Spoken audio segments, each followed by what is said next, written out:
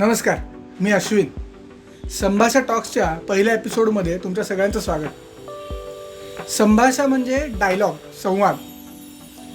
समाजाच्या प्रत्येक स्तरामध्ये हा संवाद किंवा कधीकधी विसंवाद कॉन्स्टंटली चालू असतो. या संवादाचा, या ॲक्शन इंटरॅक्शनचा अभ्यास करणारे, आणि नुसता अभ्यास नाही तर एक वेगवेगळ्या पद्धतीने, वेगवेगळ्या अँगलनी, वेगवेगळ्या दृष्टिकोनातून या ॲक्शन इंटरॅक्शनचा अभ्यास करणाऱ्या लोकांना आपण सगळ्यांनी भेटावं, यासाठी या संभाषा टॉक्सची सुरुवात आपण केली. आजच्या पहिल्या एपिसोडमध्ये आपण भेटणार आहोत श्रीकांत बहुलकर सर यांना.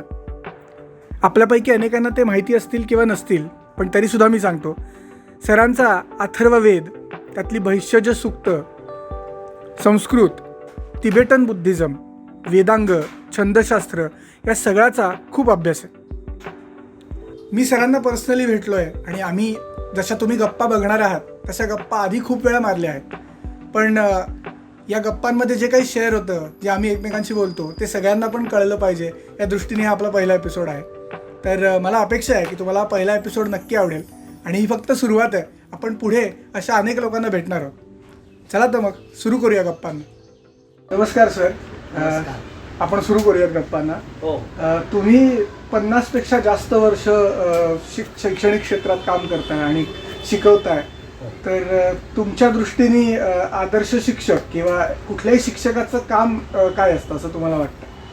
आपल्याला शिक्षक म्हणजे काय माहिती आहे, जो शिकवतो तो शिक्षक. त्यामुळे शिक्षकाचं काम काय तर शिकवणं आहे. या पलीकडे त्याला दुसरं उत्तर नाही. पण त्याचबरोबर ते केवळ शिकवण्यापुरतं मर्यादित नाही. कारण शिक्षक जेव्हा शिकवत असतो त्यावेळी तो प्रत्येक वेळी शिकत असतो. आणि त्यामुळे शिक्षक या शब्दाची व्याख्या जर करायची संस्कृतमध्ये, तर शिक्षते इति शिक्षका, म्हणजे जो रोज काहीतरी नवीन नवीन शिकतो तो शिक्षक. आणि माझा अनुभव तसाच आहे. म्हणजे मी फार लवकर शिकवायला सुरुवात केली. त्यामुळे मी कधी कधी म्हणतो की माझं शिकणं पुरं होण्याच्या अगोदरच मी शिकवायला सुरुवात केली. पण तो एक योगायोगाचा भाग होता. पण माझ्या असं लक्षात आलं की आपण जे शिकलो आहे ते प्रत्यक्ष शिकवायला लागल्यानंतर ते काय ते कळायला लागतं. त्यातल्या अडचणी लक्षात येतात. शिक्षकाचं जन्मभराचं काम म्हणजे केवळ नोकरी होतं नाही. नोकरी असो नसो, नोकरीची वेळ असो नसो, त्यांनी शिकवलं पाहिजे. किंवा हा माझा विद्यार्थी, तो माझा विद्यार्थी नाही, किंवा हे परीक्षेला आलेले आहेत, यांनी प्रवेश घेतला, यांनी प्रवेश घेतला नाही, असं तर काहीही नाही. आपल्याला जे येतं आहे, जे जे आपण असं खावे ते दुसऱ्या असं सांगा, तसं त्यांनी केलं पाहिजे. त्याचबरोबर असं समजता कामा नये की आपल्याला सगळं येतं. एखाद्या विद्यार्थ्यांनी, हो ती एक फार मोठी अडचण आहे. शिक्षकाला असं वाटतं आपण शिक्षक आहोत, ते विद्यार्थी आहेत, आणि एखाद्या विद्यार्थ्यांनी काहीतरी शंका उपस्थित केली किंवा अडचण सांगितली किंवा चूक दाखवून दिली, अपमान वाटतो आणि मग ते हटून बसतात. नाही नाही, माझंच बरोबर आहे. हे चुकीचं आहे. म्हणजे बालागती सुभाषितम झालं. लहान मूल जरी असला तरी त्यांनी चांगलं सांगितलं तर स्वीकारलं पाहिजे. विद्यार्थ्यांनी चूक दाखवली असेल तर ती स्वीकारायची, काही बिघडत नाही. म्हणून मी स्वतः ते करतो की सांगतो की तुम्हाला याच्यामध्ये काही शंका असेल तर विचार. तुमच्या शंकांना मी उत्तर देईन, भरपूर वेळ देईन. त्यामुळे आजपर्यंत कधीही मी विद्यार्थ्यांसाठी वेळ नाही असंच केलं. हे मला वाटतं. मी, आणि हे काही नवीन नाही, पण आमच्या गुरुजनांनी हेच केलं. माझे गुरुजी संस्कृतचे भागवत गुरुजी, त्यांच्याबद्दल बोलताना मला कधी कधी बोलता येत नाही, इतका मी संगतीत होत असतो.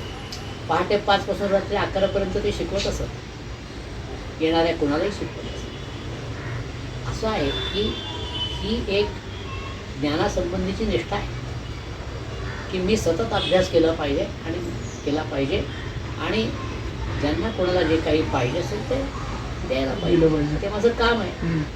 आणि दुसरी गोष्ट, तर ते सांगता आलं पाहिजे. काही शिक्षक विद्वान असतात पण त्यांना अभिव्यक्ती नसते, सांगता येत नाही.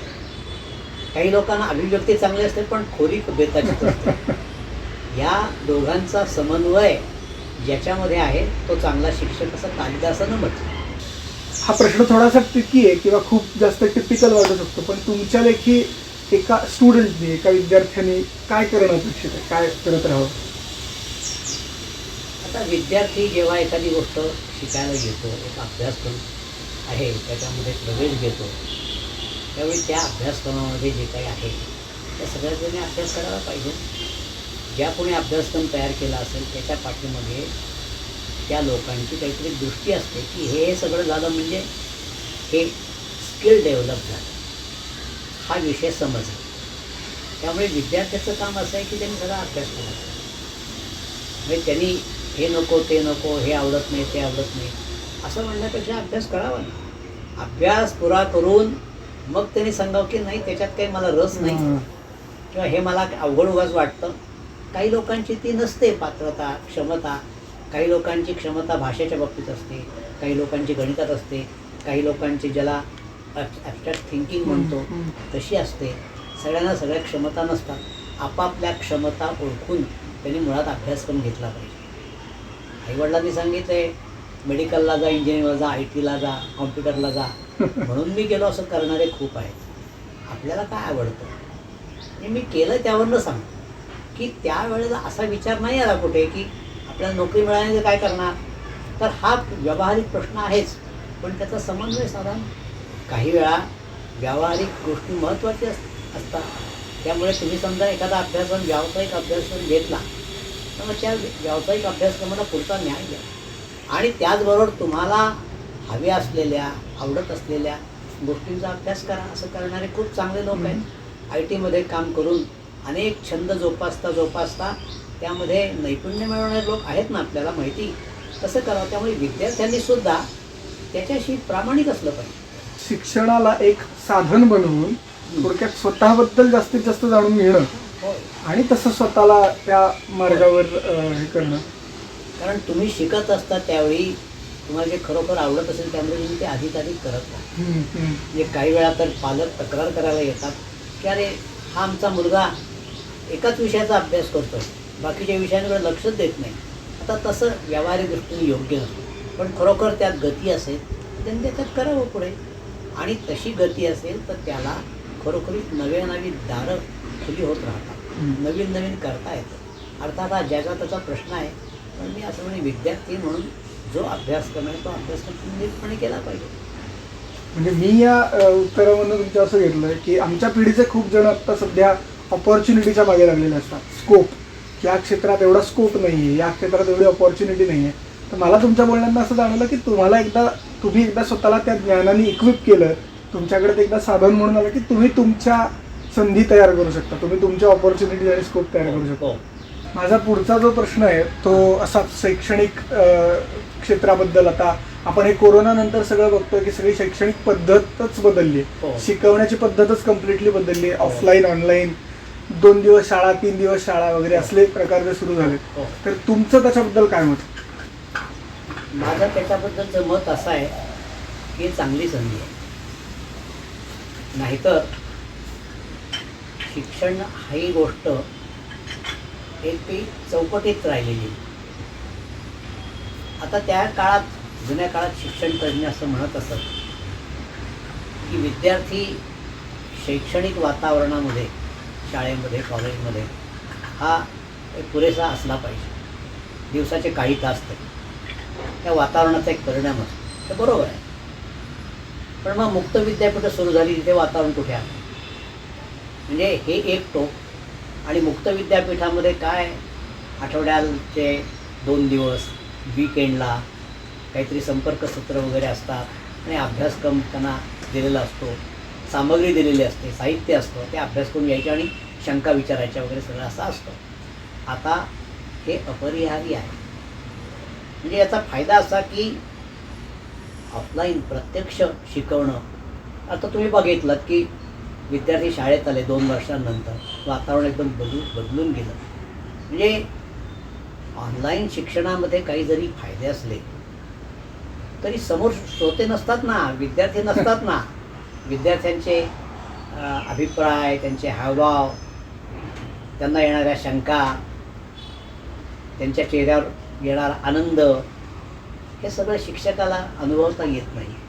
त्याचप्रमाणे शिक्षकाची सुद्धा जी एक पर्सनॅलिटी असते, व्यक्तिमत्व असतं, शिकवण्याची आतुरता असते, हा प्रत्यक्ष त्याच्यातल्या गोष्ट असतात. तसं एखाद्या मैफलीला प्रत्यक्ष जाणं आणि त्याचा एक व्हिडिओ रेकॉर्डिंग केलं ते ऐकणं, याच्यात फरक आहे ना. म्हणजे दोन्हीतही आनंद आहे.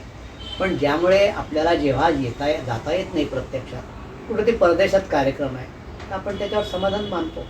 तसं ऑनलाईन शिक्षणाने सुद्धा काही फायदे आपल्याला दिलेले आहेत. उदाहरणार्थ, शिक्षकांना बहुधा पहिल्यांदाच पूर्णपणे चांगली तयारी करून विद्यार्थ्यांना उपयुक्त असं साहित्य सामग्री तयार करून त्यांना द्यावी लागते. तेव्हा दोन्हीचेही फायदे कसे होतील हे बघायला पाहिजे. तर यालाच जोडून असा प्रश्न आहे की अकॅडमिक्समध्ये शिक्षण क्षेत्रात काम करणारे जे लोक आहेत, त्यात मोस्टली सगळे प्रोफेसर, शिक्षक, तर बरेचदा असं होतं की त्या लोकांना बदल ही कुठल्याही प्रकारचा जो सडन बदल आहे, आकस्मिक जो एकदम एक बदल येतो, त्याच्याशी जुळवून घ्यायला थोडासा प्रॉब्लेम येतो. मग तो त्यांच्या सब्जेक्टमध्ये अकॅडमिकली घडणारा बदल असू दे किंवा आपल्या आजूबाजूला घडणारा बदल असू दे. तर तुम्हाला याच्याबद्दल काय वाटतं की अकॅडमिक्स आणि बदल यांनी एकमेकांची सांगड कशी घातली पाहिजे? ती सांगड अपरिहार्यपणे होते. म्हणजे काही शिक्षक आहेत की जे एका पद्धतीने शिकवत असतात वर्षानुवर्ष. त्यांना जर एकदम सांगितलं की तुमची ही पद्धत बदला, आता ही काळाची गरज आहे, ऑनलाईन शिकवा. काही लोकांनी ऑनलाईन शिकवायला नकार दिला आहे किंवा इच्छा नसते त्यांना, अगदी सक्ती झाली म्हणून करतात, नाईलाजानं असं हे आहे. तर माझं म्हणणं असं आहे की ज्यांना जी गोष्ट करायची नाही आहे त्यांना ती सक्ती करून काय होणार आहे, किंवा जी गोष्ट खरोखर जमत नाही. म्हणजे मी असं बघतो की मला समजा मी एका विशिष्ट पद्धतीने अभ्यास करतो आहे, संशोधन करतो आहे. आता सांगितलं की नाही तुम्ही या पद्धतीने करा, मला ते जमेल असं नाही. जमत नाही, मग त्यांनी जमत नाही तर मोकळेपणे सांगितलं पाहिजे आणि दुसऱ्याला जागा दिली पाहिजे ना. ठीक आहे, मला हे या पद्धतीने करता येईल, एवढं मी करू शकतो. जे करतायत त्यामध्ये त्यांना त्या साधी गोष्ट आहे की तुम्ही सक्ती करून काही करू शकत नाही. त्यामुळे नव्या बदलाला सामोरं गेलं पाहिजे. पण सगळ्यांची ती क्षमता असते असं नाही, इच्छा असते असं नाही. मग लागलं नंतर ते पळ काढायचा, पळवाटा होता, काहीतरी थातूर करायचं की मग सांगूच नाही यांना असं वाटतं. त्यापेक्षा जे नवी पिढी आहे ना, ती त्या सगळ्या बदलाला सामोरी जाते, त्या बदलातूनच तयार झालेली असते. त्यांना ते जमतं. माझे बरेच विद्यार्थी आहेत की ज्यांना ते चांगलं जमतं, मला नाही जमत. कधी ते करावं लागलं तर मी विद्यार्थ्यांना सांगतो की अरे तू मला हे करून दे, मला ते काही जमणार नाही. हे कॉम्प्युटर वगैरे सगळ्या गोष्टी मी करतो नाही असं नाही, पण ते सगळं कामचलाऊ आहे. तुझ्यासारख्या लोकांची मला मदत घ्यावी लागते, मोकळेपणाने घ्यायची आणि त्यांना ते करायला सांगायचं ना. उलट असं आहे की आपले विद्यार्थी नवी तंत्र आत्मसात करतात आणि ते जास्त आपल्यापेक्षा जास्त चांगल्या पद्धतीने प्रेझेंट करतात. याचा तुम्हाला आनंद झाला की नाही, नवी पिढी ही आपल्यापेक्षा पुढे आहे आणि पुढेच असली पाहिजे ना. बरोबर. ह्या सगळ्या उत्तरात मला पर्सनली खूप जास्त काय म्हणून भारी वाटतं बोलताना, कारण मोस्ट ऑफ द टाइम्स जेव्हा कुठल्याही अशा शिक्षकांशी बोलायची वेळ येते तेव्हा खूप जणांचा अप्रोच असाच असतो की नवीन पिढी म्हणजे काय, तुम्ही काय, तुम्हाला सगळं ऐकतच मिळालंय, तुम्हाला सगळं असंच मिळालंय. माझा जो पिंड आहे पर्सनली तो माझा असा आहे की सादर करून दाखवणं. मग ते गाणी म्हणून असेल किंवा एक अख्खं नाटकच बसवणं असेल, तर अशा पद्धतीचा जो अप्रोच आहे, कलात्मक, क्रिएटिव्ह, आर्टिस्टिक जो अप्रोच आहे, तो खूप वेळा अकॅडमिक्समधनं हद्दपार केला जातो. म्हणजे अभ्यास किंवा कुठल्याही विषयाचा अभ्यास म्हणजे फक्त रिसर्च पेपर, PhD करणे किंवा त्यातल्या डिग्री मिळवणे याच्यापुरतं लिमिटेड असतो. तर तो जो मगाचा प्रश्न होता तोच हा प्रश्न आहे की तुमचं याच्यावर काय मत आहे. म्हणजे तुम्ही ऑलरेडी थोडंसं सांगितलं की वेगवेगळे अप्रोच वापरायला पाहिजेत, पण खास करून कलात्मक हा जो अप्रोच आहे, जो मला पर्सनली तुमच्याकडनं जाणून घ्यायचं आहे की तुम्हाला याच्याबद्दल काय वाटतं. त्याचं उत्तर अगदी साधं आहे की शिक्षणाच्या संदर्भात कुठल्याही प्रकारच्या चौकटी या जर त्या शिक्षणाला बाधक ठरत असतील तर त्या चौकटीच्या बाहेर गेलं पाहिजे. मगाशी सांगितल्याप्रमाणे नवीन तंत्र आहे. कलेच्या माध्यमातून इतिहास किंवा काही गोष्टी सांगणं एक तंत्र आहे आणि त्यामुळे ते जर सादर करणं हे चांगल्या पद्धतीने करता येत असेल तर अवश्य करावं. पण त्यात एक धोकासुद्धा आहे.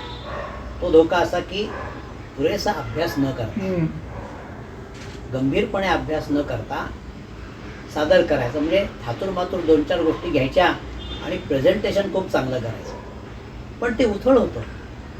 त्यामुळे अभ्यास केला पाहिजे. नेहमी सांगतो की अभ्यास गंभीरपणे करा, चेहरा गंभीर करून नाही. तुम्हाला तो त्यामुळे मी आत्तापर्यंत हे पथ्य पाळले. सांगतो की रिसर्च करताना मी गंभीर असतो, पण चेहरा गंभीर नसतो ना. कुणी आला तर गप्पा मारत सुद्धा आपल्याला काम करता येतं. शिकवताना गंभीर चेहरा कशाला केला पाहिजे. तसं सादर करताना पण ही कला आहे सादर करणं ही. ज्यांना तसं करता येत नसेल, करण्याची इच्छा जर करू नये, की ज्याला जमते त्याने ती अवश्य करावी, किंबहुना त्याला जास्त मागणी असते. पण मी असे काही पाहिलेत, विशेषतः इंडॉलच्या क्षेत्रातले, की थोडंसं काहीतरी घ्यायचं आणि एक आपला कार्यक्रम करायचा. पण तुम्ही बोलताना काय विधानं करताय, हां, आणि लोकांना आवडतं म्हणून तुम्ही काय बोलताय, ते एक पथ्य पाळलं पाहिजे. लोकांना आवडतंय म्हणून मी ते देतो असं ते करताना सत्याशी तुम्हाला प्रामाणिक असलं पाहिजे, इतिहासाशी प्रामाणिक असलं पाहिजे, शास्त्राशी प्रामाणिक असलं पाहिजे. असलेला विषय रंजक कसा करावा हे बघायला. त्यामुळे ते ज्याला साधतं ना त्याने ते अवश्य करावं. आणि मग इतरांनी त्याच्यावर हे काय चाललंय, याला काय अभ्यास म्हणतात का, याला काही रिसर्च म्हणतात का, तुम्ही करा ना रिसर्च. तुमच्या रिसर्चचा मी उपयोग करून घेतो असं. त्यामुळे ज्यांना एकाच्या चौकटीत काम करायचं आहे त्यांनी अवश्य करत राहावं. पण दुसरे चौकटीच्या बाहेर जाऊन काम करतात म्हणून लगेच त्यावर टीका करत नाही. कारण काय होतं की पुढे कदाचित तेच एक महत्त्वाचं ठरतं, तो एक ट्रेंड येतो आणि मग अशा पद्धतीने तुम्ही सादर करा असं लोकांना वाटतं. शिकवण्याचं तंत्र तुम्हाला बदलावं लागतं आणि ते बदलत आलंय ना. आता काही वेळा लोकांना असं वाटतं की तुम्हाला काय ऐनवेळी सगळ्या आयत्या गोष्टी मिळाल्यात, पण आमच्या पिढीलाही बऱ्याचशा आयत्या गोष्टी मिळाल्यात ना. त्यामुळे प्रत्येक पिढीमध्ये त्यांना काही काही नव्या नव्या गोष्टी सहजपणे मिळतात, ज्या पूर्वीच्या लोकांना मिळत नव्हतं. त्या नव्या गोष्टींचा उपयोग करून, आणि शिवाय चतुरस्र ज्ञान असतं ना, व्यवहाराचं ज्ञान असतं, जगाचं ज्ञान असतं, बाकी अवांतर वाचन खूप असतं. त्या सगळ्याचा उपयोग करून घेता आला आपल्या विषयासाठी तर ते जास्त चांगलं. सो या बदलाला आणि अकॅडमिक्समध्ये घडणारे बदल, शिक्षण पद्धतीत घडणारे बदल, शैक्षणिक क्षेत्रात घडणारे बदल, अशा सगळ्या बदलांवरनं हा प्रश्न आहे की इतिहास आणि इतिहास हा विषय म्हणून किंवा इतिहासाचा अप्रोच म्हणून, पण इतिहास हा घडलेल्या घटनांचा किंवा गेलेल्या म्हणजे भूतकाळामध्ये घडलेल्या बदलांचा अभ्यास आहे असं मी त्याच्याकडे बघतो. म्हणजे तर तसं तुम्ही आत्ता आजूबाजूला घडणाऱ्या बदलांबद्दल सांगितलं, तर तसा तुमचा इतिहासाबद्दल काय दृष्टिकोन आहे की इतिहासाकडे आपण कसं बघितलं पाहिजे. कारण इतिहास हा खूप जास्त आपल्या वर्तमानाशी आणि त्यामुळेच आपल्या भविष्याशी पण कनेक्टेड आहे. तर खरं तर इतिहास हा माझा काही अभ्यासाचा विषय नाही आहे. त्यामुळे ज्या विषयाचा अभ्यास नाही आहे त्या विषयामध्ये मी बोलणं हे काही योग्य नाही. म्हणजे अभ्यास जो केला आहे मी तो वैदिक साहित्याचा किंवा संस्कृत साहित्याचा इतिहास, भाषेचा इतिहास हा माझ्या अभ्यासाचा विषय आहे, किंवा धर्माचा इतिहास हा सुद्धा आहे. पण ज्याला इतिहास असं आज रूढार्थाने म्हटलं जातं तो बऱ्याचशा वेळा राजकीय स्वरूपाचा इतिहास असतो. तर त्यासंबंधी मी काही फारसं बोलू शकणार नाही. पण एक अभ्यासक म्हणून, वाचक म्हणून किंवा सामान्य नागरिक म्हणून मला असं वाटतं की इतिहास लिहिणारे, इतिहास सांगणारे लोक किती तटस्थतेनं इतिहास लिहितात हा एक प्रश्न आहे. तो माझ्यापुढे प्रश्न आणि इतर लोकांपुढे असतो. कारण मला असं दिसतं की काही इतिहासकार जे आहेत ते ज्याला विशिष्ट विचारधारेशी बांधलेलं असतात, आयडियॉलॉजीशी बांधलेलं असतात. असं म्हणतात की काही लोकांनी इतिहास लिहिला आहे तो डाव्या विचारसरणीने लिहिला आहे, काही उजव्या विचारसरणीने लिहिला आहे. आता वस्तुतः विचारसरणी कुठलीही असू दे, पण इतिहास हा पुराव्यावर आधारित असतो आणि त्या पुराव्याची छाननी करून तो लिहिला पाहिजे. असं किती लोक करतात. पुन्हा पुरावे आहेत, आपल्याला सोयीस्कर ते पुरावे दाखवायचे, सोयीस्कर नसलेले दडवून ठेवायचे, असंही लोक करतात. त्यामुळे खरोखर इतिहास तटस्थतेनं किती लोक लिहितात हा प्रश्न आहे. ह्या प्रश्नाचं उत्तर मला माहिती नाही. त्याचप्रमाणे इतिहासकार म्हणून जेव्हा ते नावावर लोक येतात, रूपाला येतात, त्यांचं शिक्षण, त्यांची व्यक्तिमत्व, त्यांच्यावर झालेले बरे वाईट संस्कार, परंपरा, या सगळ्याचा त्याच्यावर परिणाम होतच असतो. त्यामुळे या सगळ्यातून तटस्थतेनं अस्सल कागदपत्र किंवा अस्सल पुरावे, मग ते उत्खननातले सुद्धा पुरातत्वही असतील किंवा परंपरांचे असतील, अशा सगळ्या पुराव्यांची शास्त्रज्ञाप्रमाणे तटस्थतेनं छाननी करून आहे ते समोर मांडणं, हा इतिहासाचा अभ्यास आहे असं मला वाटतं. आणि मग त्याचा वर्तमानाशी संबंध आपल्याला जोडता येतो की ते 5,000-1,000 वर्षापूर्वी जी गोष्ट होती ती आजपर्यंत कशी आहे किंवा नाही आहे, असली तर कुठल्या स्वरूपात आहे, नसेल तर ती का नाही आहे. आणि मग याच्यातून आपल्याला इतिहासातून पुढं काहीतरी शिकता येतं. असं म्हणतात, इतिहासातून पुढं शिकायला पाहिजे. बऱ्याच वेळा असं दिसतं की इतिहासातून लोक काहीही शिकत नाहीत. इतिहासाची पुनरावृत्ती होत असते, पण लोक शिकत नाहीत असंही अनुभवाला येतं. म्हणूनच या विषयासंबंधी मी काय फारसं बोलू शकणार नाही. सर, मला एक कांट नावाचा जर्मन फिलॉसॉफर होता, त्याचं एक वाक्य खूप आठवतंय. त्यांनी असं लिहिलं होतं की आपण इतिहासातनं एकच गोष्ट शिकतो की आपण इतिहासातनं कुठलीच गोष्ट शिकत नाही. हो, बरोबर आहे. तर तुम्ही जे म्हणता त्याच्याबरोबर हे खूप रिफ्लेक्ट होत आहे मला. आणखीन एक इतिहासाशी किंवा या सगळ्या विषयांशी निगडीत असा प्रश्न आहे की हे भाषा असेल, आता संस्कृत सारखी भाषा आहे, तर संस्कृतला मृत भाषा म्हणून खूप जण संबोधतात की इट्स अ डेड लँग्वेज. किंवा ह्या ज्या सगळे ह्युमॅनिटीज सब्जेक्ट्स आहेत, म्हणजे इतिहास, भूगोल, तत्त्वज्ञान असू दे किंवा वेगवेगळ्या भाषांचा लिंग्विस्टिक्स, भाषाशास्त्र पण असू दे, तर या सगळ्या विषयांकडे यांचं काय निरुपयोगी विषय अशा अर्थानेच बघितलं जातं. म्हणजे तुम्हाला शिकायचं आहे तर तुम्ही IT मध्ये जा, तुम्ही कुठल्याही मशीनवालं काम करा, मशीनशी रिलेटेड काम करा, कारण भविष्य हे मशीनचं असणार आहे, यंत्रांचं युग असणार आहे. तर याच्याबद्दल तुम्हाला काय वाटतं की रेलेव्हन्स जो आहे या विषयांचा आजच्या काळाशी तो कितपत आहे, आणि खरंच किती आपण हे विषय शिकले पाहिजेत, आणि जर का एवढी गरज आहे तर ती का, म्हणजे का शिकायला पाहिजेत हे असे विषय? चांगला प्रश्न आहे आणि हा नेहमीच विचारला जाणारा प्रश्न आहे. आणि मग त्याचं उत्तर देताना त्या विषयाचे लोक त्याची तरफदारी करत असतात की आपला विषय कसा महत्त्वाचा आहे. मी असं काही सांगणार नाही. मी असं म्हणेन की मुळामध्ये मानवीय विद्या किंवा ह्युमॅनिटीज हा सगळ्या जगामध्ये त्यांना महत्त्व कमी आहे, पिछेहाट झालेली आहे. अनेक विद्यापीठांमध्ये ते अभ्यासक्रम चालतात, ते आता लिबर आर्ट वगैरे ह्या माध्यमातून चालतात, त्या प्रकारातून चालतात. म्हणजे ती थोडक्यामध्ये पैसे मिळवून येणारी विद्या नाही आहे, व्यावसायिक अभ्यासक्रम नाही.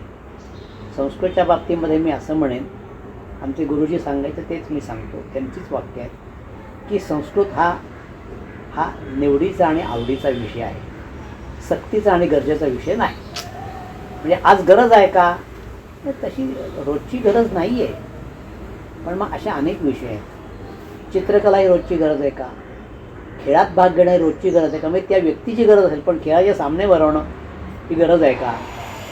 कित्येक वेळा मला असं दिसतं की व्यावसायिक अभ्यासक्रमांना गेलेले लोक हे माझं ते करायचं राहील म्हणून ते येत असतात, परत मध्यमवयीन असतात, ते बऱ्याच वेळा त्यांच्या व्यवसायात नोकरीस सुस्थिर झालेले असतात, किंवा चांगलं शिकून चांगली नोकरी करून परदेशात जाऊन पैसे मिळवून तिथे येऊन आता स्थायिक झालेलं, आणि आता मग मला हवं ते करतो, आवडीचं करतो, असे सगळे आवडीचे विषय आहेत. यांना व्यावसायिक आणि व्यवहाराच्या दृष्टीनं महत्त्व कमीच आहे, त्यामुळे त्याचं अवास्तव महत्त्व सांगायचं काही कारण नाही. आता संस्कृतच्या बाबतीत डेड लँग्वेज वगैरे अशा शब्दा प्रयोग आढळतात, त्याचा नेमका अर्थ समजून घ्यायला पाहिजे. डेड लँग्वेज असं त्याला का म्हटलं, तर रागावण्याचं काही कारण नाही आहे. 1-2,000 वर्षापूर्वी ती भाषा, ही बोलीभाषा होती, बोलत होते, याचे पुरावे आहेत. पण नंतर ती बोलीभाषा होती का, कुठल्या एका विशिष्ट समाजाची भाषा होती का, तर नव्हती. असंच आपल्याला दिसतं. लोक प्राकृत बोलायचे, म्हणजे मराठीसारखे ज्या भाषा आहेत, बंगाली, त्याच्या जुनं जात 2,000 वर्षापूर्वी जी भाषा ती प्राकृत समजा आपण म्हणूया, त्याच्या अगोदरची. तर लोक असे बदलत आले, किंबहुना आजची मराठी ही बदलत आलेली संस्कृतच भाषा आहे. तेव्हा अशा प्रकारच्या समाजामध्ये प्रचलित नसलेली भाषा या अर्थाने ती डेड लँग्वेज आहे. याचा अर्थ ती संपली असं नाही, किंबहुना इतर भाषांच्या मानाने आजही संस्कृत आपल्या अवतीभोवती आहे ना. नावं आहेत, गाणी आहेत, वस्तूंची नावं आहेत. आपण अर्धाधिक संस्कृत बोलत असतो एका प्रकारे. तेव्हा या विषयाचा गंभीरपणे अभ्यास करणं, आवड म्हणून अभ्यास करणं याला महत्त्व आहेच आहे. आणि ते महत्त्व काही कधी कमी होणार नाही. संख्या कमी राहील आणि सगळी कमी राहिली म्हणून बिघडत नाही. सगळ्यांना संस्कृत बोलता आलं पाहिजे, लिहिता आलं पाहिजे, सगळ्यांनी त्याच्यामध्ये काहीतरी काम केलं पाहिजे असं काही नाही आहे. त्यांना करायचं त्यांनी अवश्य करावं. त्यामुळे त्याचा प्रचार करणाऱ्या लोकांबद्दलही काही म्हणणं नाही, अवश्य करा. पण त्याचं अतिरंजित गोष्टी पद्धतीने ते मांडू नका. सगळ्याच विषयात तत्त्वज्ञानासारखा विषय सुद्धा, की तत्त्वज्ञान ही काही वेळा लोकांची मानसिक आणि बौद्धिक गरज आहे. आणि त्यामुळे आपल्याला असं दिसतं की विशेषतः मी बौद्ध विद्याच्या बाबतीत म्हणेन की अनेक वेगवेगळ्या क्षेत्रातले लोक आपला काम ते बाजूला सोडून शेवटी ते बौद्ध विद्येच्या अभ्यासाच्या मागं लागलेले आहेत आणि त्याच्यामध्ये ते रस घेऊ लागलेले आहेत. असे अनेक प्रकार आहेत. त्यामुळे त्या दोघांची तुलना करणंच योग्य नाही आहे. आता मशीनचा जो आहे, यांत्रिक गोष्टी आहेत, यंत्राला महत्त्व आहे आणि ते महत्त्व वाढत जाणार आहे. पण यंत्र एक यंत्र करून तुम्ही यंत्रमानव होणार आहात का? या अर्थाने काही नाही. यांत्रिकतेनं काम करायचं. मग बरेचसे IT मधले लोकांना तो जो ताण येत असतो की रोज उठून तेच करायचं आणि त्याचं असं काही टार्गेट आहे सगळं. कधीतरी रिलॅक्स व्हा. मग रिलॅक्स होण्याकरता संगीत आहे, काव्य आहे, साहित्य आहे, संस्कृत आहे, तत्त्वज्ञान आहे, अनेक गोष्टी आहेत. इंडॉलॉजीसारखा विषय सुद्धा आहे. तिथे रस म्हणून येणारे बरेचसे लोक आहेत. त्यामुळे ह्या सगळ्या मगाशी सांगितल्याप्रमाणे आवडीच्या गोष्टी त्या सक्तीच्या नाहीत, निवडीच्या नाहीत, गरजेच्या नाहीत. सर, मला तुमच्या सगळ्या बोलण्यामधनं एकच डार्विनचं जी थिअरी आहे की सर्वायवल ऑफ द फिटेस्ट, तुम्ही आजूबाजूच्या बदलांना जर का ॲडजस्ट केलं त्याच्याप्रमाणे तरच तुम्ही त्या तग धरू शकणार आहात बेसिकली. तर मगाचपासून तुम्ही जे आपण गप्पा मारतोय त्याच्यातनं मला एक तुमच्यातलं खूप तुमचं असं एक म्हणणं आहे ते खूप जाणवतंय की आजूबाजूच्या बदलांना ॲक्सेप्ट करा आणि स्वतःच्या धारणांना, स्वतःच्या काहीतरी बिलीफ सिस्टीमला धरून न बसता ॲक्च्युअल आजूबाजूला काय घडतं याचा अभ्यास करून एक अभ्यासपूर्ण असं नाही पण अवेअर राहून एक मत बनवा आणि देन ते मत फॉलो करा.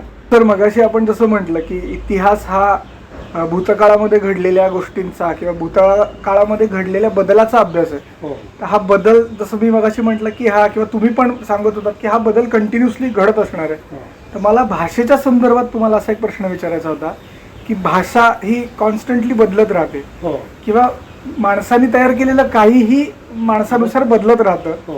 तर आजकालचे जे नोशन्स आहेत, आजकालचे जे विचार आहेत की भाषा एका स्पेसिफिक चौकटीत बसवायची आहे किंवा भाषा बदलली किंवा भाषेचे उच्चार बदलले, एखाद्या शब्दांचे उच्चार बदलले की त्या भाषेच्या बोलीकडे बघायचा ॲटिट्यूड जरा वेगळा असतो. तर या भाषेच्या बदलाबद्दल तुमचं काय मत आहे? भाषेच्या संदर्भामध्ये तू जसं म्हणालास तसं की ती बदलत असते. म्हणजे आपल्याला माहिती आहे की आज 25-30 वर्षापूर्वी लोक जे मराठी बोलत होते आणि लिहित होते तसं आज लिहित नाहीत, बोलत नाहीत. कित्येक शब्द नव्या पिढीला माहीतसुद्धा नाही. तर भाषा ही बदलत राहते. ती त्याची कारणं अनेक असतात. सामाजिक कारणं असतात, काही राजकीय कारणं असतात, काही धार्मिक कारणं असतात आणि परिस्थितीनुसार दुसऱ्या इतर भाषांचा ही संपर्क निर्माण होतो. त्या भाषा बोलणाऱ्या लोकांशी संबंध येतो. त्यामुळे भाषा बदलत राहते. प्रमाण भाषा म्हणजे काही असते ती सोयीसाठी ठरवलं जाते. प्रमाण भाषा ही सर्वश्रेष्ठ आणि इतर भाषा नाही असं काही नाही. भाषेचे जे सर्व काही बोलीभाषांचे जे प्रकार आहेत ते सगळेच चांगले आहेत असं मी म्हणेन. कारण ती त्या लोकांची त्या समाजाची भाषा असते. त्यामुळे मी नेहमी सांगतो की भाषेत शुद्ध आणि अशुद्ध असं काही नसतं. उच्चाराच्या बाबतीत तसंच आहे. म्हणजे तुम्ही उच्चारावर सुद्धा अगदी असा काटेकोर दृष्टिकोन उच्चारासंबंधी ठेवायचं काही कारण नाही. याचा अर्थ लोकांनी हवं तसं बोलावं, हवं तसं लिहावं असं नाही. सामान्यतः लोकांनी प्रमाण भाषा जी आहे त्या भाषेप्रमाणे लिहावं, बोलावं. ते कारण ते सोयीचं आहे म्हणून, ते सर्वांना कळेल म्हणून. नाही तर समजा एखाद्याने वऱ्हाडी बोलीत काही लिहिलं, दुसऱ्याने समजा खानदेशातल्या बोलीतलं लिहिलं, अहिराणी समजा बोल, सगळ्यांना ते समजेल असं नाही. बरोबर. म्हणून त्या सोयीसाठी प्रमाण भाषा आहे. शिवाय कायदेशीर सुद्धा त्याला एक अर्थ आहे. म्हणून ती प्रमाण भाषा महत्त्वाची. पण याचा अर्थ इतर भाषा बोली महत्त्वाच्या नाहीत का? त्या महत्त्वाच्या आहेत. किंवा ग्रामीण मराठी हे सुद्धा महत्त्वाचं आहे आणि त्यांनी तसंच बोलावं. तेव्हा भाषेच्या बाबतीत अगदी संस्कृतच्या बाबतीत सुद्धा ते झालेलं आहे. मी सांगितलं मगाशी ती बदललेली आहे. पण तरीसुद्धा संस्कृत म्हणजे काय? तर पाणिनी ह्या व्याकरणाकारांनी जे काही नियम घालून दिले त्या नियमाच्या अंतर्गत अधीन राहून जी काही संस्कृत भाषा लिहिली बोलली जाते तिला संस्कृत म्हणतात. त्यामुळे संस्कृतच्या बाबतीत हा माझा एक परत आग्रह आहे. हे परस्पर विरोधी विधानं दिसतील की संस्कृतच्या बाबतीत तुम्ही असं म्हणता आणि इतर बाबतीत तसं म्हणता. त्याचं कारण संस्कृत आज सुद्धा ती एका विशिष्ट समाजाची भाषा नाही. तसा प्रयत्न चालू आहे काही लोकांचा, पण तो समाज होईल तेव्हा होईल ना. तर त्या समाजाची पुन्हा भाषा, ती संस्कृत भाषा 10, 15, 20 वर्षानंतर बदलत राहील. तेव्हा संस्कृत ही संस्कृत राहणं, बरोबर, तिचं संस्कृतत्व राहणं हे वैशिष्ट्यपूर्ण आहे. पण तरीसुद्धा अगदी वेदकालापासून आपण पाहतो अलीकडच्या काळापर्यंत संस्कृतची वेगवेगळी रूपं आहेत. त्याबरोबर संस्कृत भारताबाहेरसुद्धा गेलेलं आहे. त्यामुळे इतर शब्दसंपदा आली आणि वाक्प्रचार आले. आपल्या भाषांचा प्रभाव त्याच्यावर झाला पडलेला आहे. त्यामुळे कधीकधी वाचताना लक्षात येतं की हा ग्रंथकार बंगाली आहे, त्यामुळे बंगालीमध्ये विचार करून तो संस्कृत लिहितो. तेव्हा असं सगळं हे अपरिहार्य आहे. त्यामुळे एकीकडे जसं संस्कृत भाषा आणि कुठली प्रमाण भाषा ही तशी राहावी, ती तशी राहतही नाही, त्यातही बदल होत राहतात, ते अपरिहार्य. त्या बाबतीत फार खंत बाळगायचं काही कारण नाही. आता तुमच्या आवडीच्या विषयांकडे आपण येऊयात की तुमचं अथर्ववेदावर खूप काम आहे. मग अथर्ववेदाचा अभ्यास करावासं का वाटलं, त्याचं काय कारण होतं आणि त्याच्यातनं तुम्हाला साधा एक माझा प्रश्न आहे माझ्यासाठी, पण मी जो मला स्वतःला कॉन्स्टंटली विचारत असतो की मी यातून काय शिकतोय आणि माझ्यामध्ये याच्यातनं काय सारखा बदल घडतोय. आणि तुम्ही मगाशी म्हटलात तसं शिक्षणाचा, कुठल्याही शिक्षणाचा उपयोग हा स्वतःमध्ये सुधारणा आणि बदल घडवण्यासाठी केला पाहिजे. तर माझा तसा तुम्हाला प्रश्न आहे की तुमच्यामध्ये अथर्ववेदामुळे काय इन्साईट मिळाले त्याच्यामुळे आणि तुम्ही ते अथर्ववेदाकडे का वळलात? आता मुळामध्ये मला वेदाचा अभ्यास करायचा अगदी फार अगोदरपासून ठरवलं. ते मला माझ्या आजोबांनी सांगितलं. ज्यावेळी वेद म्हणजे काय मला माहीत नव्हतं, 7-8 वर्षाचा असताना. पण मी त्यांची इच्छा होती, त्यांनी सांगितलं आणि मलाही आवड होती म्हणून मी वेद घेऊन MA PhD झालो. आता PhD करताना माझ्या डोळ्यासमोर सगळे 4ही वेद होते, जसं आत्ता सांगितलं तसं. माझ्या असं लक्षात आलं की ऋग्वेद, यजुर्वेद, सामवेद याच्यावर पुष्कळ काम झालं. त्या मानाने अथर्ववेदावर काम कमी झालं. आणि शिवाय अथर्ववेदामध्ये 2 भाग जवळजवळ उपेक्षित आहेत. ते म्हणजे अथर्ववेदाचं कर्मकांडाची परंपरा आणि अथर्ववेदी लोकांची परंपरा ऐतिहासिक दृष्टी. म्हणजे हे कुठे लोक होते, भारतातल्या कोणत्या भागात होते, ते पूर्वीच्या काळी कसं म्हणत होते, त्यात काय काय बदल झाले, आत्ता काय स्थिती आहे. आणि म्हणून त्या सगळ्याच्या दृष्टिकोनातून 4ही वेदांमध्ये अथर्ववेद हा विशेषतः आणि त्यामध्ये सुद्धा अथर्ववेदाच्या परंपरेचा इतिहास, कर्मकांडाचा इतिहास हा उपेक्षित विषय आहे. आणि उपेक्षित असायचं कारण त्याची साधनसामुग्रीसुद्धा खूप कमी आहे, आत्तासुद्धा कमी आहे. टेक्स्च्युअल रेफरन्सेस नुसतं टेक्स्च्युअल नाही, त्याला फील्डवर्कसुद्धा आवश्यक आहे. म्हणजे उदाहरणार्थ त्या परंपरा कुठे होत्या? गुजरातमध्ये, वाराणसी, महाराष्ट्रात, ओरिसामध्ये. महाराष्ट्रात जवळजवळ संपलेली आहे. त्या परंपरांचा अभ्यास फील्डवर्क जर केला की होणार नाही. नुसतं ग्रामथिक फार कमी मिळतं. प्रत्यक्ष गेलं पाहिजे, त्या लोकांना भेटलं पाहिजे.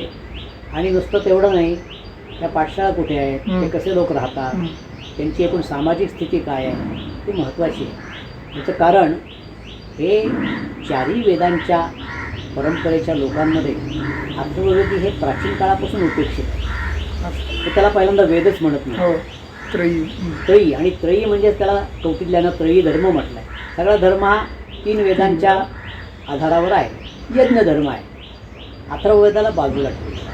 मुळात अथर्ववेदाचा वेद म्हणून समावेशच नाही. कारण का की बराचसा काही भाग ऋग्वेदातला आहे, काही नवीन नवीन सूक्त आहेत, नवीन नवीन देवता आहेत, नवीन नवीन मंत्र आहेत, पण त्या सगळ्याचा माणसाच्या जीवनाशी संबंध. जन्मापासून मरणापर्यंतच्या ते सगळं कर्मकांड आहे.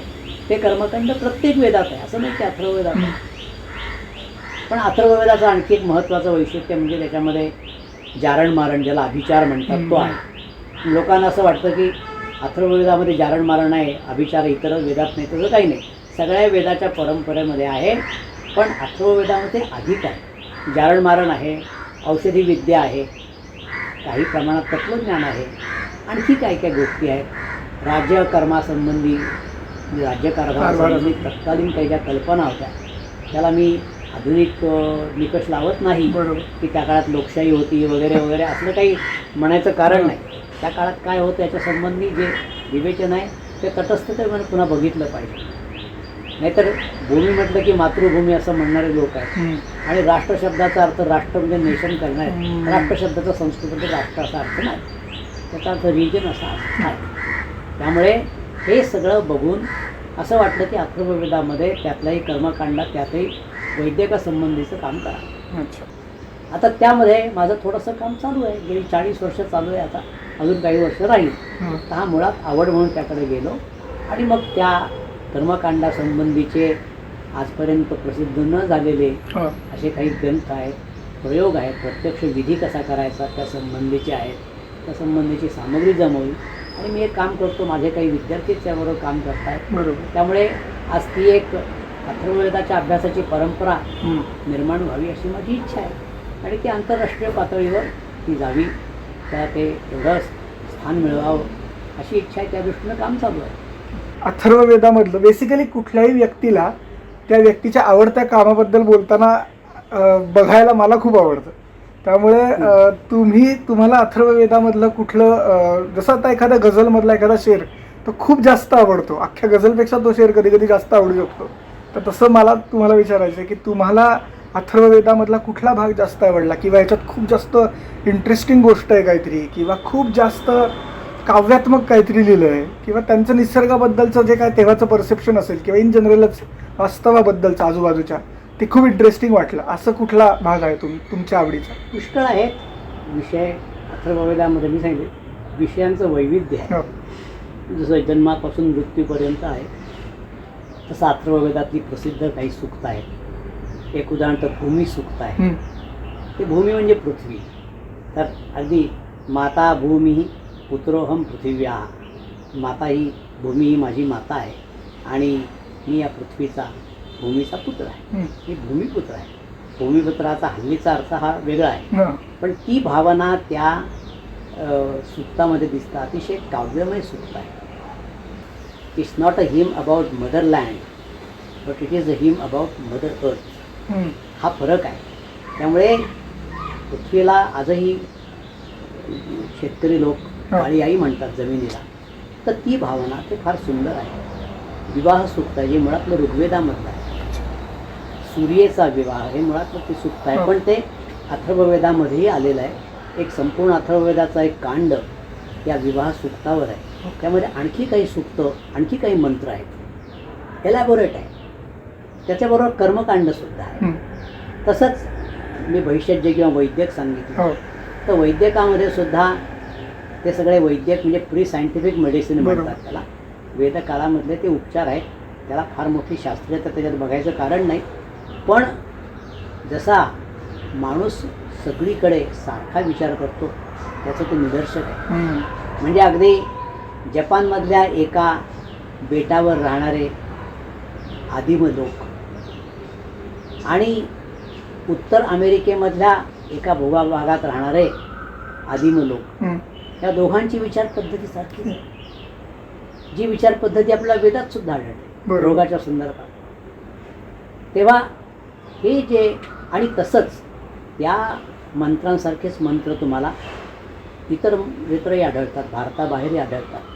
म्हणजे जर्मन भाषेमधले काही मंत्र आहेत, फॉर्म्युला आहेत, अगदी तसंच्या तसं तुम्हाला अथर्ववेदाच्या मंत्रामध्ये मिळतं. मज्जा ते मजन्या भवतु, मज्जा मज्जा हो, समुते परुषा पुरुष असं पुरुषा पुरुष असं आहे. तर ते अशा प्रकारचे त्याला समान असे जर्मनमध्ये सुद्धा आहे. हे सगळं आपण पाहिलं तर हा सगळा विश्वामध्ये समान विचार आहे, समान आदिम विचार आहे. आणि त्याचा अभ्यास का करायचा, तर असं लक्षात येतं की किमान 5000 वर्षांपूर्वीचे जे मंत्र आहेत, त्या मंत्रामधल्या ज्या लोकांची ज्या भावना आहेत, जी विचार पद्धती आहे, जी मानसिकता आहे, ज्याला आपण प्रिमिटिव्ह असं म्हणूया, तो प्रिमिटिव्ह मानव आजही आजच्या माणसामध्ये दडलेला आहे. त्यामुळे आजही ते गेलेलं नाही. जरी समाज पुढे गेला, सुसंस्कृत झाला, अंधश्रद्धा वगैरे सगळ्या गोष्टी लोकांना माहिती आहेत की त्या त्याज्य आहेत, पण तरीसुद्धा कुठेतरी अजूनही त्या परंपरा आहे.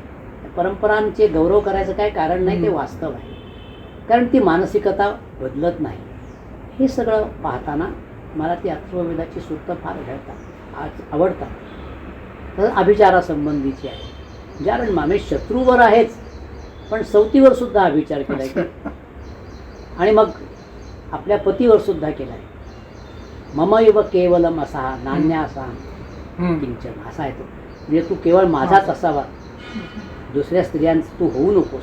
म्हणजे हे जे आहे असं, म्हणजे त्या काळामध्ये तर बहुविवाह पद्धतीनं पुरुषांना अनेक स्त्रिया करता येत, विवाह पॉलिगॅमी होती. पण ही जी स्त्रीची भावना आहे, अशा प्रकारे तुम्हाला अथर्ववेदामध्ये मानवी भावभावनांचं चित्रण दिसतं. एक काही सारखी चांगली सूक्त आहेत अथर्ववेदामध्ये. एक सूक्त आहे त्याच्यामध्ये परीक्षित राजाचा उल्लेख आहे. आता तो परीक्षित राजा कुठला, महाभारताच्या काळातला आहे का नाही हे आपल्याला माहिती नाही, पण आपल्याला संध्याकाळी नवरा दमून भागून घरी येतो आणि मग बायको विचारते, काय देऊ तुला, चहा देऊ का, कॉफी देऊ का, काय सरबत देऊ. अगदी तसाच मंत्र अथर्ववेदामध्ये कथम ते आहराणी दधिमंथाम परिश्रुतम ज्याया पतीम विपृच्छती राष्ट्रे राज्ञ परीक्षिता. या परीक्षित राजाच्या राज्यात ही पत्नी पतीला विचारतात, तुझ्यासाठी काय आणू, दधिमंथाम परिश्रुतम, दही आणू का मठ्ठा आणू का परिश्रुत आणू, ज्याया पतीम विपृच्छ. ते असा विविध प्रकार त्याला प्रश्न विचारते आहे. हे काय आज जे आहे ते 5000 वर्षापूर्वीच आहे. फक्त त्याला काहीतरी कर्मकांड कुठे कुठे लावलेलं आहे, जे आज असं त्याच्यामध्ये नाही आहे.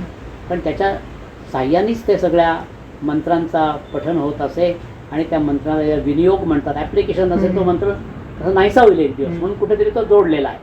अशा प्रकारे तुम्हाला समाजाचं चित्रण दिसतं, राज्याचं चित्रण दिसतं, त्यातल्या आर्थिकसुद्धा गोष्टी दिसतात तुम्हाला वेदामध्ये. त्या काळात अनेक लोक अनेक उद्योग करायचे, घरातले सगळे लोक काम करायचे असंही दिसतं तुम्हाला. तेव्हा हे सगळं आपल्याला पाहायला पाहिजे. या सगळ्या सामग्रीचा अभ्यास करता करता मला असं वाटतं की हाच विषय ज्यामधल्या उपेक्षित गोष्टी आहेत त्या समोर आपण अभ्यास करू. मग त्याच्या संबंधी मी काही लेख वर्तमानपत्रात जर लिहिलं किंवा व्याख्यानं देत नाही, मी संशोधन करतो.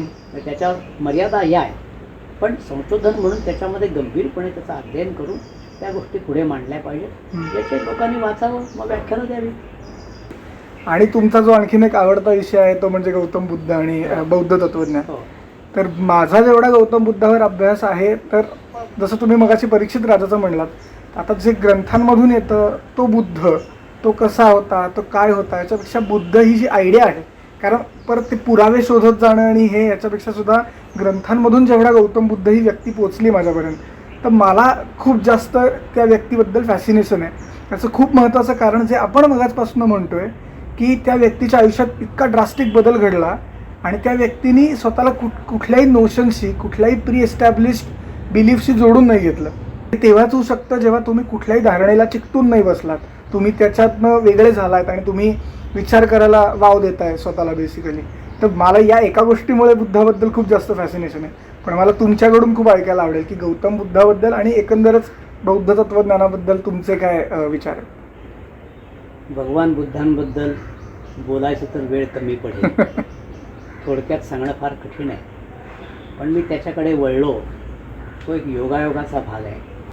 आज भारताबाहेर बौद्ध तत्त्वज्ञानासंबंधी जे काही काम चालू आहे, पुष्कळ प्रमाणात चालू आहे. बौद्ध विद्येचं काम अनेक विद्यापीठांमध्ये आहे, अनेक केंद्र आहेत, धर्म सेंटर्स आहेत अमेरिकेमध्ये. म्हणजे भारतीय बौद्ध धर्म आहे, नेपाळमधला आहे, तिबेटमधला, चीनमधला, जपानमधला. गंमत पहा, आपण हिंदू धर्म म्हणतो तेव्हा भारतीय हिंदू धर्म आणि नेपाळ हिंदू धर्म असं काही म्हणतो का? इस्लामबद्दल तसं म्हणत नाही, ख्रिश्चॅनिटीबद्दल म्हणत नाही, जैनिझमबद्दल म्हणत नाही. बुद्धिझम हा बौद्ध धर्म हा एकमेव असा धर्म मला दिसतो की ज्याच्या त्या त्या देशाप्रमाणे त्याचं एक आपलं रूप आहे. आणि म्हणून त्याला Indian Buddhism, Tibetan Buddhism, Nepali Buddhism, Chinese Buddhism, असं जपानमध्ये एक सुखावती विवाह ग्रंथ आहे, त्याच्यावर एक सेट तयार झाला, संप्रदाय तयार झाला, प्युअर लँड सेट. असे सगळे आणि वेगवेगळ्या देवतांची उपासना. तारा आहे, अवलोकितेश्वर आहे, नंतर अमिताभ आहे, अशा ह्या देवतांच्या उपासना. म्हणजे इसवी सनाच्या साधारण 5व्या 6व्या पूर्वी 5व्या 6व्या 5व्या शतकापासून आपण म्हटलं ह्या बौद्ध धर्माचा उदय झाला असं म्हटलं तर अगदी भारतात 12व्या शतकापर्यंत तो होता. नंतरही काही प्रमाणात 15व्या शतकापर्यंत राहिला. ही जी सगळे बौद्ध धर्माचा इथं विस्तार झाला आणि भारताबाहेर झाला, एवढा कुठल्याही भारतीय धर्माचा विस्तार झाला नाही, पूर्वीच्या काळी नाही. आणि आजही याला जेवढं महत्त्व आहे तेवढं नाही.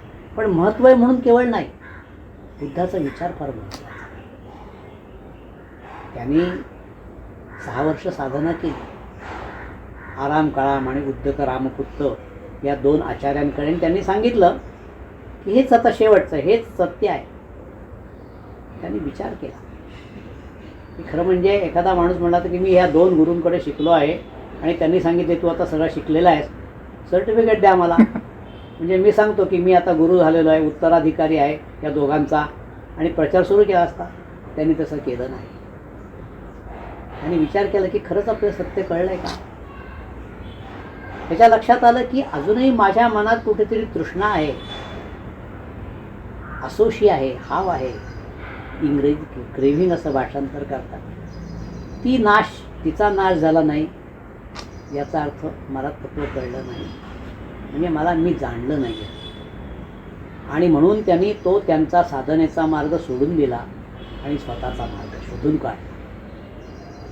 काढला. याचा अर्थ असा की त्याकडे साधनेचे 2 संप्रदाय होते. एक श्रमण लोकांचा संप्रदाय, जैनांमध्ये तो होताच, तर त्याला आत्मक्लेशाचा मार्ग.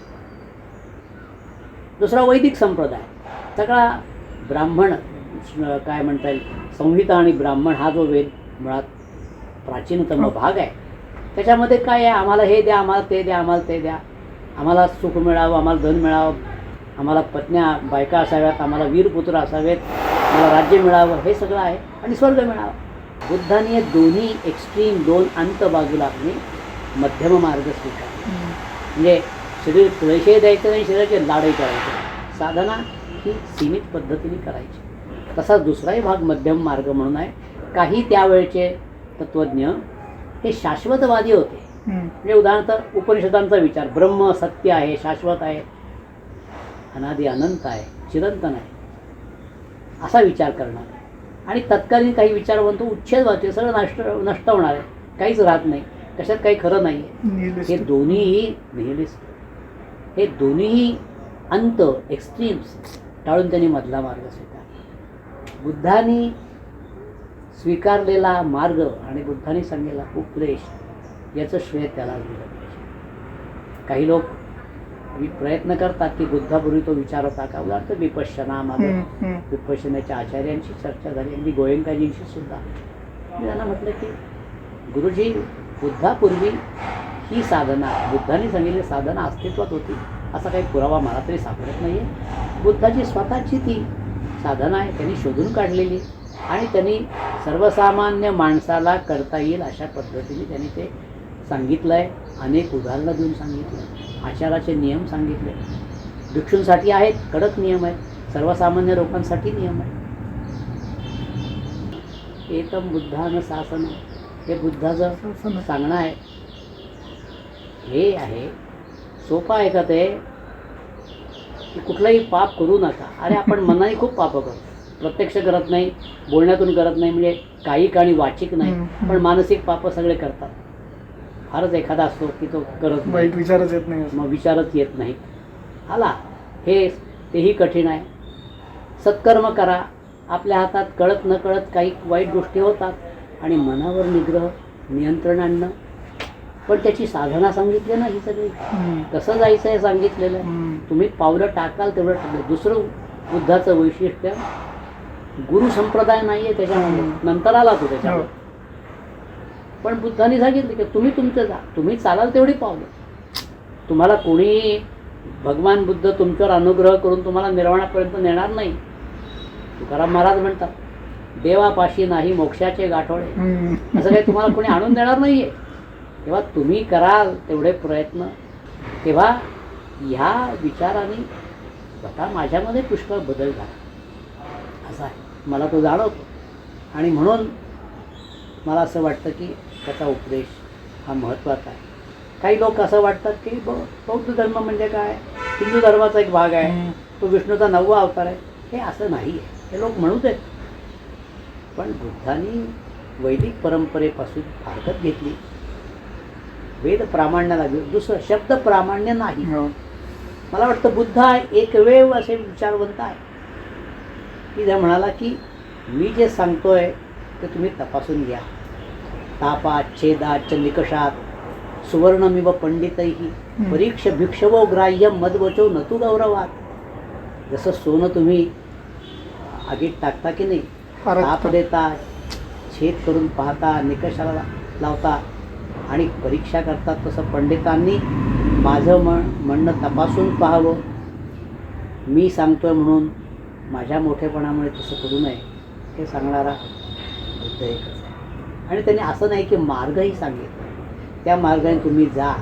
जाता जाता तुम्हाला किमान काही काही गोष्टी तर मिळत राहतात. पहिली गोष्ट, तुम्हाला अनेक ज्या काही आपण ज्याला तृष्णा म्हणून म्हणतात, हे पाहिजे ते पाहिजे ते पाहिजे, कशाला पाहिजे, किती पाहिजे हे ठरलं आहे का?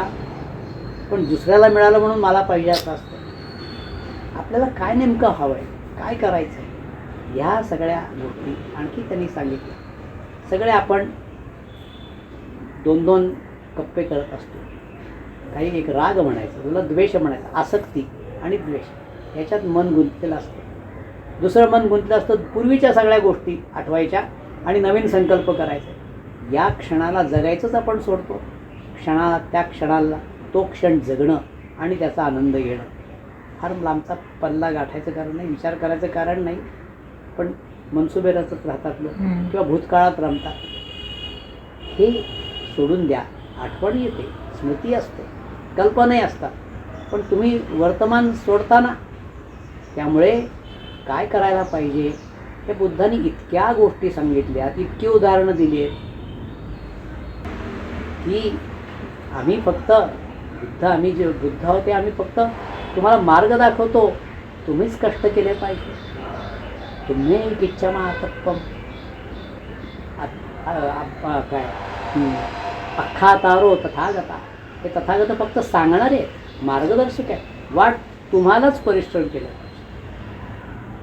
पुढे बुद्ध धर्मामध्ये जपानमध्ये ते अनुग्रह ग्रेस ही कल्पना आली की सगळ्या धर्मांचा परिणाम होत असतो, इतर परंपरांचा परिणाम होत असतो. पण मुळात तसं नाही. गुरु नाही, तुमचे तुम्ही गुरु. त्यामुळे जे कृष्णमूर्तींनी सांगितलं, मी कोणाचा गुरु नाही, माझा कोणी शिष्य नाही, ते त्या विचाराचंच पुढचं पाऊल आहे. त्यांनी तर सगळा काय मार्ग हा सुद्धा डिस्कार्ड केला आहे, निषिद्ध मानलेला आहे. कुठल्याच एका विशिष्ट पद्धतीने तुम्हाला मिळणार नाही, तिथपर्यंत ते गेले. पण सांगायचं कारण असं की बुद्धांनी ह्या सगळ्या गोष्टी सांगितल्या ज्या त्या काळामध्ये सांगणारं कुणी नव्हतं, आजही ते सांगणारं कुणी नव्हतं. झालंय उलट. धर्माच्या नावाखाली कर्मकांड वाढलंय, उपचार वाढलेले आहेत. म्हणजे धर्माचा आम्ही फक्त कलेवर जे काय ना बाहेरचा भाग फक्त कर्मकांड केलं म्हणजे धर्मदार, पण त्यातलं स्पिरिट काय हे कोणी लक्षात घेत नाही. ते समजलं पाहिजे. म्हणून धर्माची व्याख्या जी केली जाते नेहमी की धारणा धर्म इत्याहू, की प्रजाजनांना धारण करतो तो धर्म. मी बाजूला जाऊन सांगेन की जो धारण केला जातो तो धर्म. तुम्ही काय करता, तुम्ही जे काही योग्य आहे ते धारण करणं याला धर्म म्हणतात. मी असं वागायला पाहिजे, ते वागणं म्हणजे धर्म आहे. कर्म काढणं म्हणजे धर्म नाही. मंदिर मस्जिद चर्च म्हणजे त्याच्यात जाणं हे नाही ना. जप करणं म्हणजे धर्म नाही. हे सगळं बाह्य आहे. धर्म हा आतून आला पाहिजे, आतून तुम्हाला तो फुलला पाहिजे आणि रोजच्या रोज तुम्हाला त्याचा विचार करता आला पाहिजे की माझं आज काय आहे, मी आज काय केलं आणि काय करायला पाहिजे, काय करायला नको, हा सतत विचार. संस्कृत सुभाषित आहे की प्रत्यम प्रत्यवेक्षेत नरश्चरितमात्मना किन्नु मे पशुभिस्तुल्य किन्नु सत्पुरुषे भीती. रोज माणसाने विचार केला पाहिजे की माझं पशुसारखं वागणं कोणतं आहे आणि सत्पुरुषांसारखं वागणं.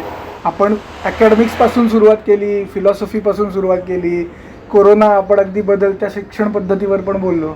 या सगळ्यामध्ये मला तीच गोष्ट जाणवते जी आत्ता तुम्ही म्हटल्यावर मला जाणवलं की बुद्धापासून आहे. फ्लेक्झिबल, प्रवाही असणं कुठल्याही बाबतीमध्ये आणि स्वतःचा विचार स्वतः करणं, म्हणजे त्या प्रवाहीपणामध्ये वाहून पण न जाणं, पण काही ठिकाणी बुद्धी वापरून, काही ठिकाणी बुद्धी न वापरून पण थोडंसं स्वतःला झोकून देऊन प्रवाही राहणं. हे मला आजच्या ह्याच्यातनं मी खूप जास्त तुमच्या बोलण्यातनं आणि तुमच्या सगळ्याच अभ्यासातनं, म्हणजे मला असं म्हणायचं की प्रवाहाबरोबर जा, पण प्रवाहावर स्वार व्हायचा प्रयत्न करा. प्रवाह पतित होऊ नका, गटांगळ्या होऊ नका, पण प्रवाहाच्या उलट जायला का जायचं ठरवलं पाहिजे. काही लोक जाणारे असतात पण त्यांचं एक उद्दिष्ट असतं की नाही, हा जनसामान्यांचा प्रवाह आहे, त्याप्रमाणे मी जाणार नाही, मी त्याच्या उलट जाणार आहे, कारण तेच कल्याणकारक आहे, तेच योग्य असं वाटतं. बुद्धासारखे लोक ते प्रवाहाच्या विरुद्धच गेलं. तेव्हा अशा पद्धतीने विचार करायला पाहिजे असं वाटतं. आणि त्यामुळे बुद्धाच्या उपदेशातून हे रोज वाचताना उदाहरणं काय देतात, ते छोटी छोटी उदाहरणं देतात.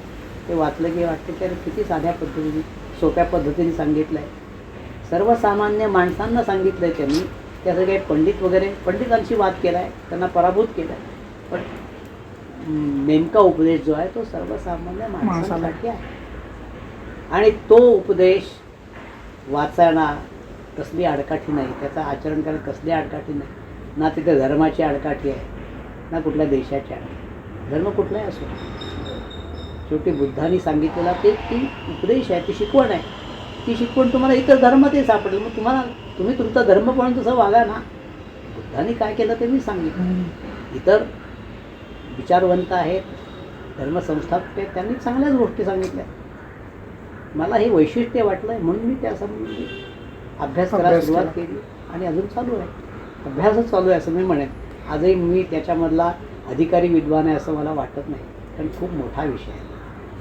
तुम्ही जे बोललात त्याच्यातून मी म्हटलं मगाशी तसं प्रवाही राहणं, फ्लेक्झिबल राहणं, आजूबाजूला बदलणाऱ्या घटनांना ॲक्सेप्ट करणं आणि त्या बदलांप्रमाणे आपणही वागणं, ह्या अशा बऱ्याच गोष्टी मी स्वतः पर्सनली घेतल्या आहेत. आय एम शुअर की जे सगळे बघतायत त्यांनी पण खूप नवीन नवीन गोष्टी सगळ्यांना शिकायला मिळाल्या असतील. मला तरी पर्सनली मी खूप चांगल्या मित्राशी बोलतोय असं वाटलं, खूप चांगल्या मित्राशी गप्पा मारतोय. त्यामुळे आय होप की जे बघतायत त्यांना पण असंच वाटलं असेल. कुठल्याही प्रकारची मुलाखत आणि कुठल्याही प्रकारचे टिपिकल प्रश्न न विचारता एक खूप गप्पांचं सेशन करावं असा एक प्लॅन होता आणि माझ्या मते तो पूर्ण झाला आहे. सो तुम्हाला खूप जास्त थँक्यू आणि धन्यवाद की तुम्ही आम्हाला वेळ दिला. झालेला आहे. येस, मला चांगले प्रश्न विचारलेस आणि मला जे वाटलं मनातलं ते बोललो. कदाचित त्याच्यामध्ये काही त्रुटी असतील, काही लोकांना काही आवडणार नाही हे शक्यता आहे, पण त्याबद्दल ठीक आहे. जर काही चुकलं माकलं असेल तर सोडून द्या असं म्हणजे, माफ करा असं म्हणजे. सो मग तुम्हाला पुन्हा एकदा थँक्यू म्हणतो. आणि सरांकडनं आपण मी जे शिकलो आज की सारखं प्रवाही राहूया आपण आणि की याच नोटवर आपण आपलं हे आजचं पॉडकास्ट संपूया. तर तुम्हाला हा एपिसोड कसा वाटला ते आम्हाला नक्की कळवा. लाईक करा, शेअर करा, सबस्क्राईब करा. आपण भेटूया संभाषा टॉक्सच्या पुढच्या भागामध्ये.